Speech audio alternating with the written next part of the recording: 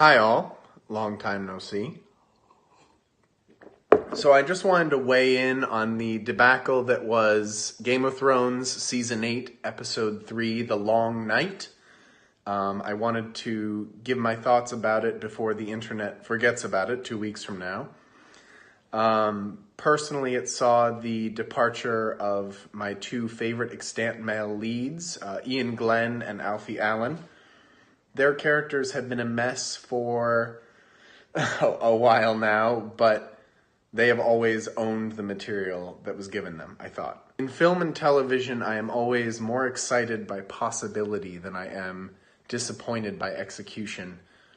And since it seems like everyone thinks they could have done it better, and there are some videos out there, which I will link below, that have provided some really satisfying alternate chains of events. I would like to take this opportunity to throw my two golden dragons into the ring and provide a change that I think would have been more satisfying.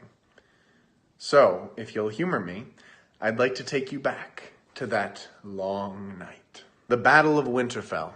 Things are looking desperate. In this version, Daenerys has no time to grieve for Jorah. She flees, dragging the Valyrian steel blade Heartsbane behind her, as her good knight is engulfed by the heaving masses of undead. All her retainers are gone or scattered. This is Daenerys alone. And that is when the animated corpse of Viserion lands in front of her. Daenerys hesitates. But then she sets her jaw and remembers that she is Daenerys Targaryen, child of prophecy, Khaleesi of the Great Grass Sea, breaker of chains, and mother of dragons.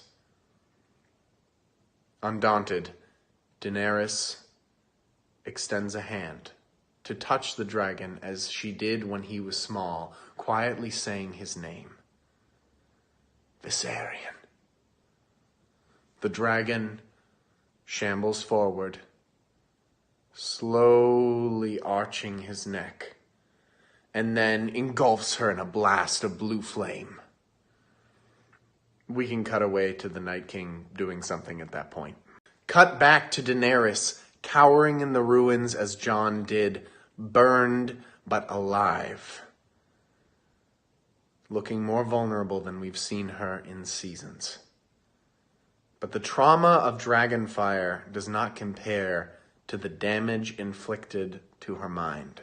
For Daenerys, it's all coming home to roost, something she didn't believe possible, something she never had time to process beyond the wall.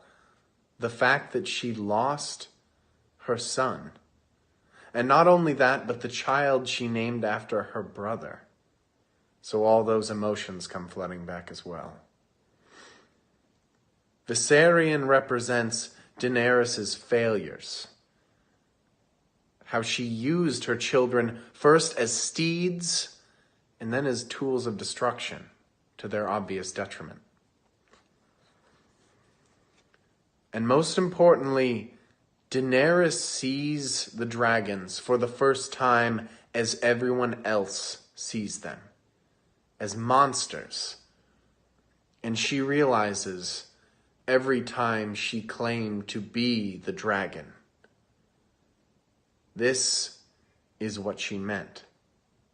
This is what she was comparing herself to. Stalwart to the end, Daenerys places the tip of the blade on her belly.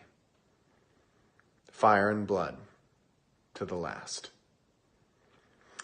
And that's when Drogon arrives, crashing down upon Viserion, crushing the smaller dragon beneath his huge body. And as Viserion whips his neck back to strike, Drogon engulfs his head in writhing flames, much as Drogo did to Viserys, ending him for good and all. Daenerys is saved, but the damage has already been done. Everyone should be pushed to their limits in this episode. Staying outside to fight isn't about heroics. No one has anything to prove. They all expect to die. Even soulless Arya is shaken by her encounter. And yet Daenerys still gets a tender death scene with Jorah?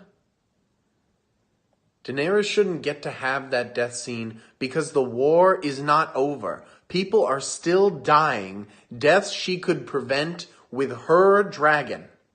So that's my change.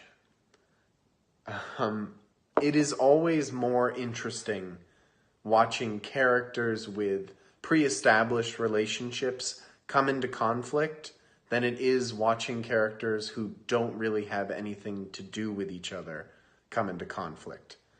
I feel like my change is a lot more impactful than Jon yelling at a dragon.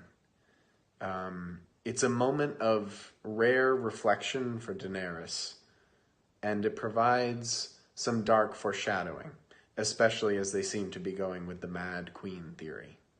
But you know, there is a silver lining to this. It brought us all together. And we'll see you next time.